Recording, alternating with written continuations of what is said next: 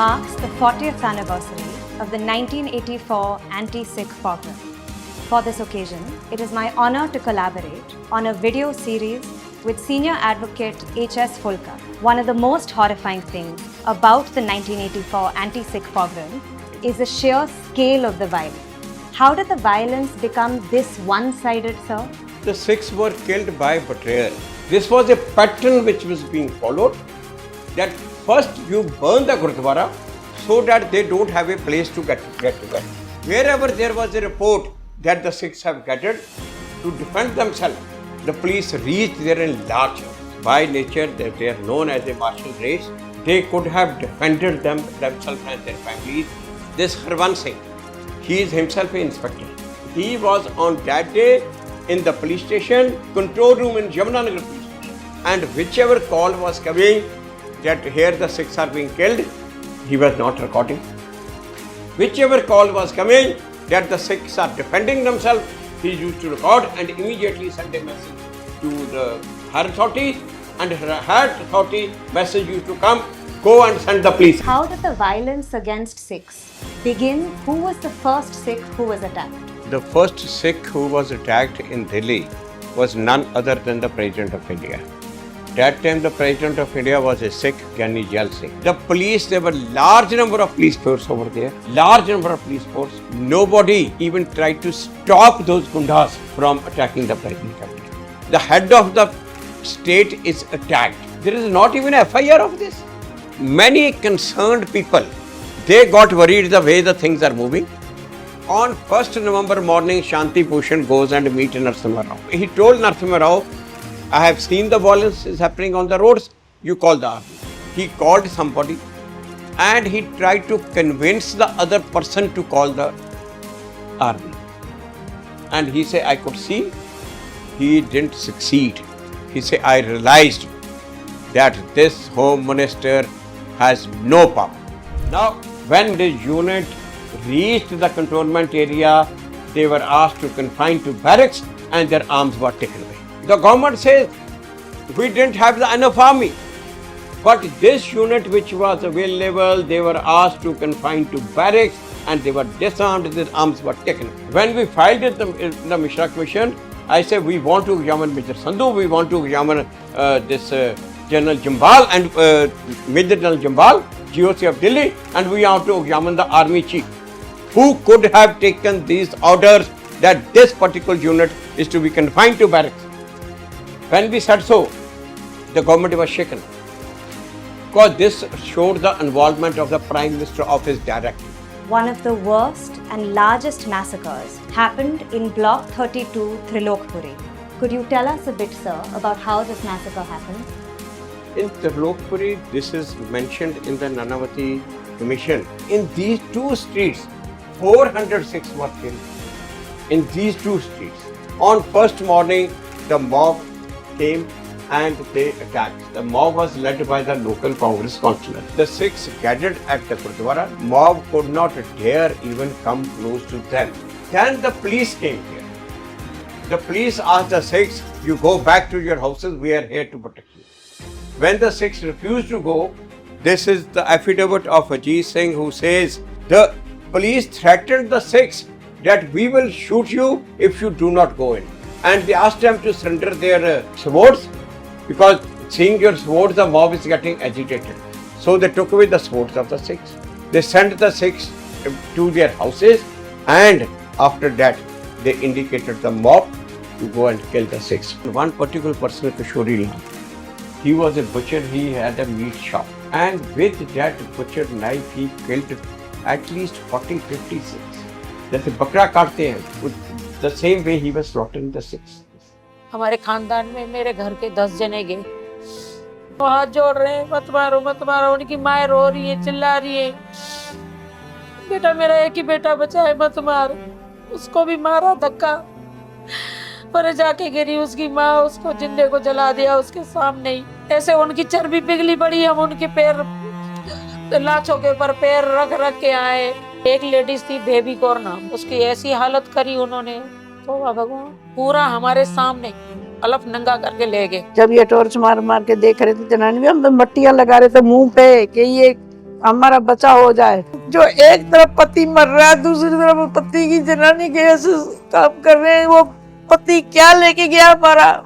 हमें तो सपने में भी नहीं सोचा था कि ये हमारे साथ ऐसा करेंगे। फिर आदमी को ना यहाँ से पकड़ा, उन्होंने पगड़ी उतार दी, यहाँ से पकड़ के ना वहां से ऐसे खींचा तो नीचे गिर गया, वहां से ऊपर से गिरा दिया नीचे। तो मैं चीखे मारने लगी, रोने लगी मैं। फिर उसको ना घसीटते घसीटते बालों में से बाहर ले गया, उसके ऊपर टायर डाल दिया जला हुआ। मेरी सास के 2 बेटे थे, दोनों मर गए।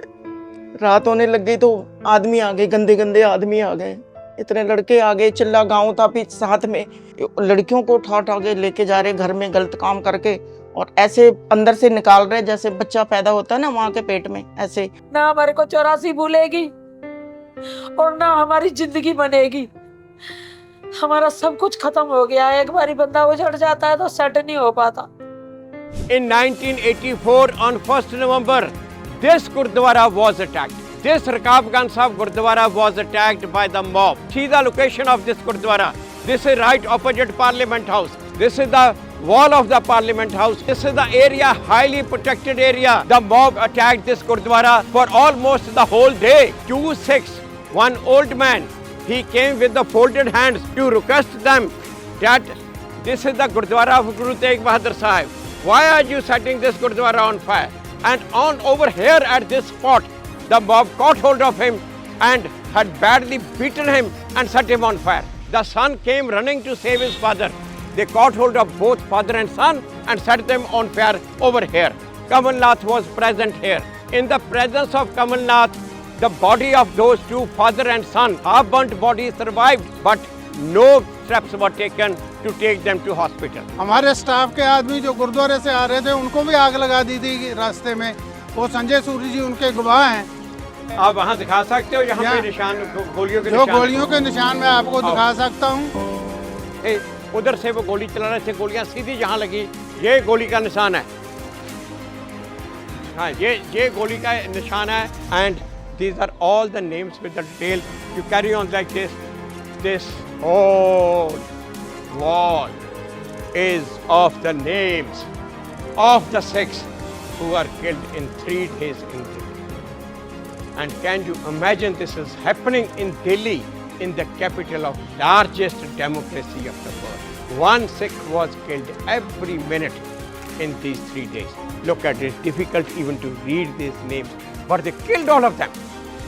Despite the widespread horror of that time, there are also several reports of ordinary non-Sikh and Hindu residents and neighbours doing their best to save innocent Sikhs from marauding mobs. One very prominent case is of Ramvilas Paswan.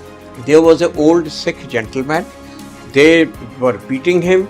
He somehow ran and managed to enter inside Ramvilas Paswan's house. They broke the gate and they set the house on fire. The Paswan says that to save our lives, we had to run from servant quarters.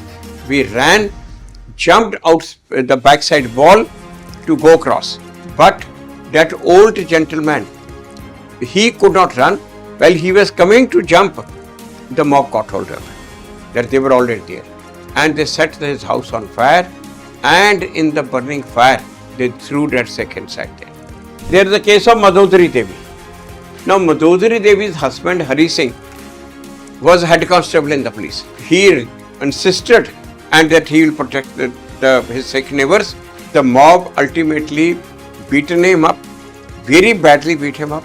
Some neighbors came, his younger brother Durga Prasad also came, tried to save him. They even had beaten up him badly. Madhodari Devi says we tried to take Hari Singh to hospital. The mob stopped them, didn't allow him to take him. The head constable of police, the mob didn't allow to take him to the hospital. Ranganath Mishra was a sitting Supreme Court judge who led the first Judicial Inquiry Commission into the 1984 anti-Sikh pogrom. Yet, despite this inquiry, very little was done to bring to justice those accused of perpetrating the violence. Why did this happen, sir? The Ranganath Mishra Commission ultimately was a total disappointment.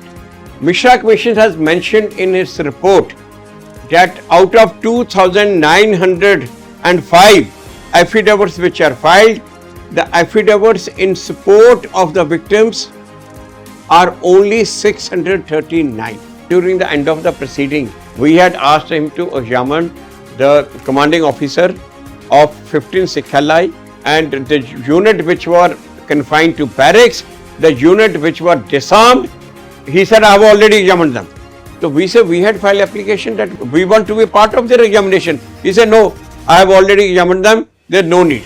I said, give us the statements. He said, no need of it, you are not entitled for it. Then we said the other record which is there before the commission, he said, you are not entitled to it. So when the CJC meeting held, Justice Sikri, Justice Darkunde and Soli Sarabji, they say if he is not giving us any document, then what are we doing in the proceedings? Because the people have faith that such a powerful body of civil society is representing the victims. So at least they will see to it that no injustice is done to the victims. So what are we doing over here? So the Citizen Justice Committee decided to withdraw. He said, okay, you sit down. Now, Citizen Justice Committee is not participating. I want you to participate in it. So I say, I am representing the Citizen Justice Committee. For 1.5 hours, he was trying to convince me that I should participate. I mean, you see, is judge of Supreme Court is putting pressure and trying to convince a lawyer with 4 years of standing. And he said, I will see to it you are suitably rewarded. In the morning of first and thereafter the next couple of days was not sporadic, it was incited and mostly organized. Apparently the Sikh Gurdwara Committee voter list was with the organizers. One day I was just walking down from the High Court. I ran into a prominent lawyer and then he took me aside and said, "Arey, Ravinder, तेरे को क्या हो गया? वो सरदारों के साथ उनका केस क्यों कर रहे हो? तुम अकेले मोना हो, मोना मीन्स हिंदू, तुम अकेले मोना हो, उनके साथ क्या कर रहे हो? उसको छोड़ दो, मैं तो तुमको." He was hinting that you leave that, I'll set you up properly. I believe that it is important for the state to take the swiftest possible action when any such incident takes place, and that's where we have to strengthen the impartiality of our bureaucracy, impartiality of our paramilitary and police forces. When we look at the rule of law translates to something very simple, that if you are attacked or if someone robs you, state is there for you and brings to book the perpetrator.